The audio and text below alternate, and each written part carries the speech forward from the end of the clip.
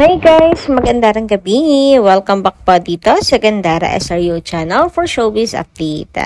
Andito na naman nga po ako muli nagbabalik ang nagmamaganda na inyong kachismosang Kim Pao. Wala na nga pong iba si Gandara upang magatid sa inyo ng latest update and fresh happenings patungkol kina Kim Chiu and Paolo Avellino. So, napakaganda ng atin pong update ngayong gabing ito na ating pag-uusapan. So, tayo po ay magdidiwang lang muna, lalasapin muna po ang mga ayudas ng Kim Pao. Kamusta naman kaya ang mga bashers? Nakakahinga pa ba? Balita ko, nilangaw ang mga bashers dyan na. Nilangaw sa tabi-tabi. Kung tayo po ay hindi makaahon sa sobrang kilig, abay sila naman po ata ay hindi makaahon sa sobrang pagkalubog. Nako, kawawa naman sila. Pero parang sarap pang palubugin lalo. Charot, hindi. Sa manaugali.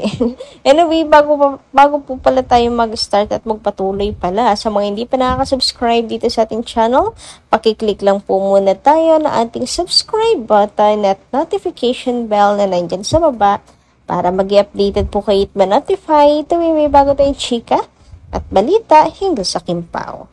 Basta mga balita na may kinalaman kina Kim Chiu and Paolo Avellino, sagot na natin yan.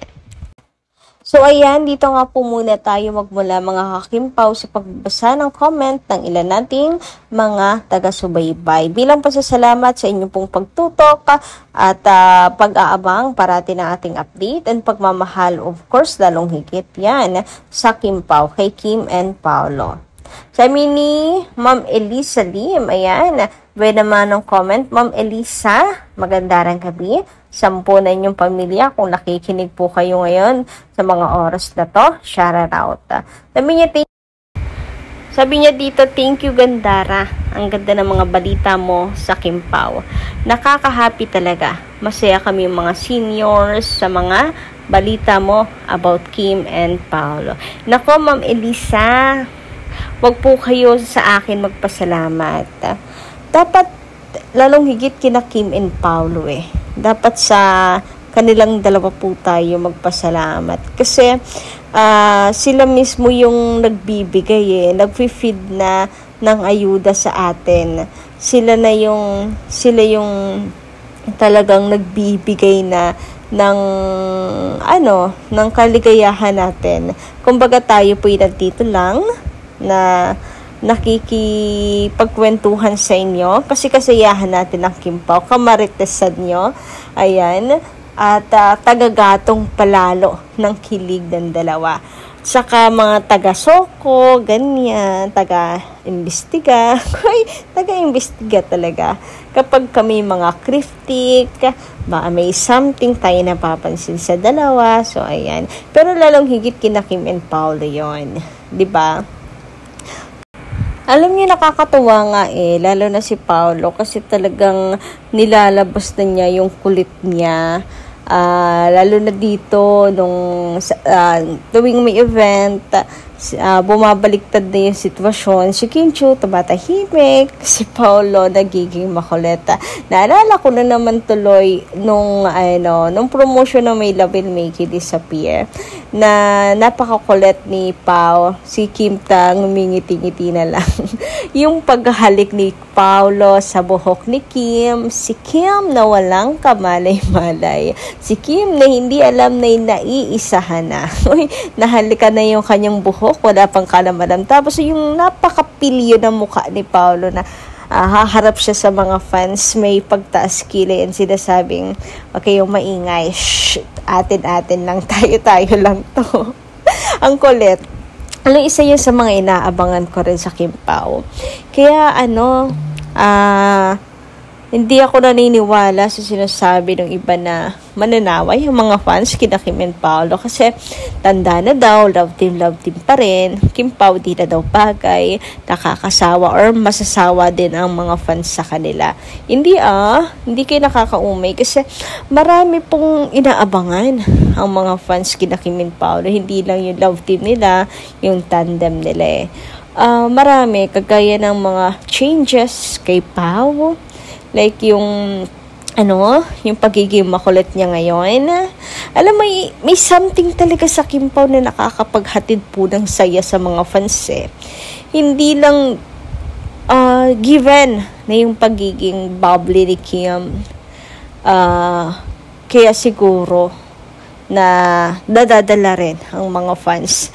Pagiging bubbly, masiyahin, energetic ni Kim Chiu. Pero dinagdagan pa kasi ng isang nonchalant na Paolo Avellino. So, nagsuwak lalo ang Kim Pao. Alam niyo yun? Pasok talaga sa banga. Suwak na suwak si na Kim and Paolo. Match na match. Kaya ang kulit na na-excite lalo higit ang mga fans. Hindi na nanawa. Na-excite pa lalo. Kasi nga, match yung dalawa. Tapos, yung changes nga kay Pao na tulad na sinasabi ko sa inyo, nagiging makulit na siya, and etc. Ganyan. Kaya, hindi po mananawa ang mga fans. Hindi lang din kasi love team, hindi lang love team kasi ang Kim Pao eh. Hindi lang sila love team para po sa atin. Sila nagbibigay sa atin ng saya. Ayan, syempre, mga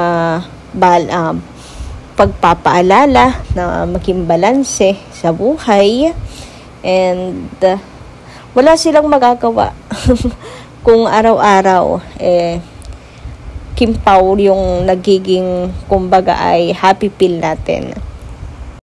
Anyway, ang dami ko pa sanang masasabi. Kaso, kanina nasabi ko na haba na, ang ganda na Kaso, di pala naka-record.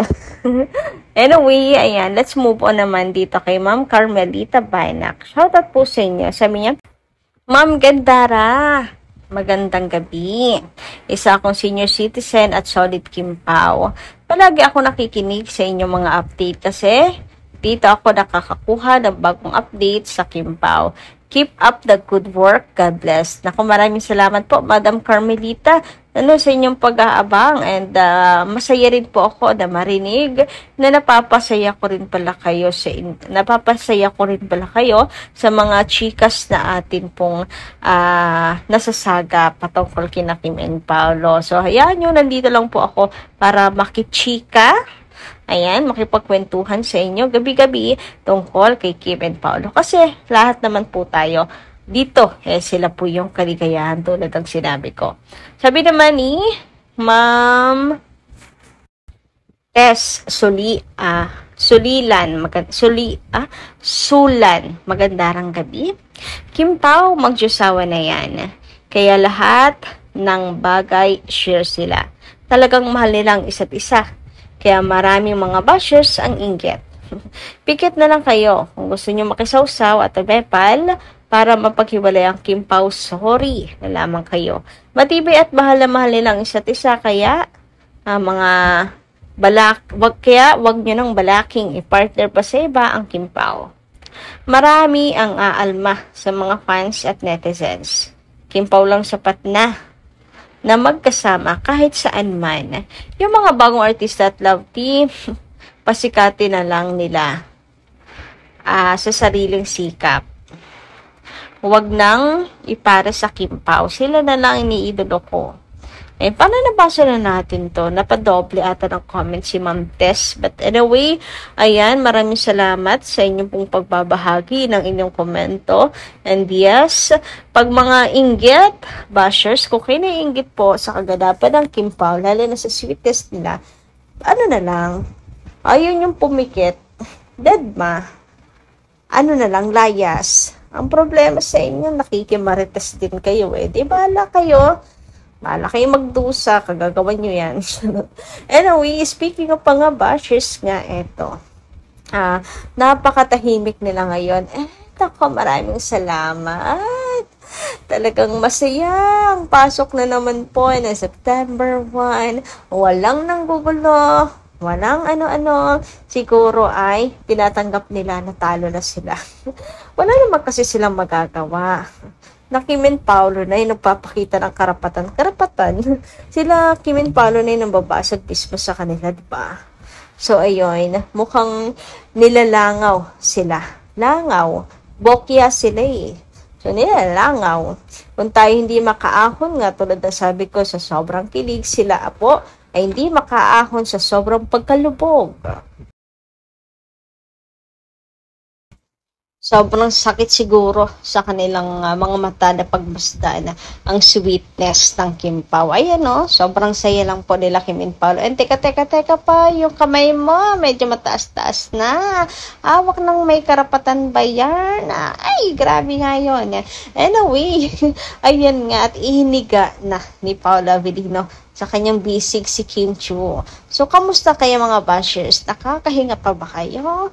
Lalo na siguro hindi sila makahinga niyan. Paano tingnan niyo kami ni Paolo pag basta yung maigi yan? Ay! Grabe naman nga. So, ako basta ma-happy lang na may pagka-green-minded. Kahit medyo malayo yan, alam ko. Pero, wala green-minded ako yan ang magagawa niya. Charot. Hindi. Nagdidilulo lang po ako. Anyway, hanggang dito lang muna aking update. Maraming salamat guys sa inyong pakikinig. Kita ka sa lang po ulit sa susunod natin, chika. Maraming salamat.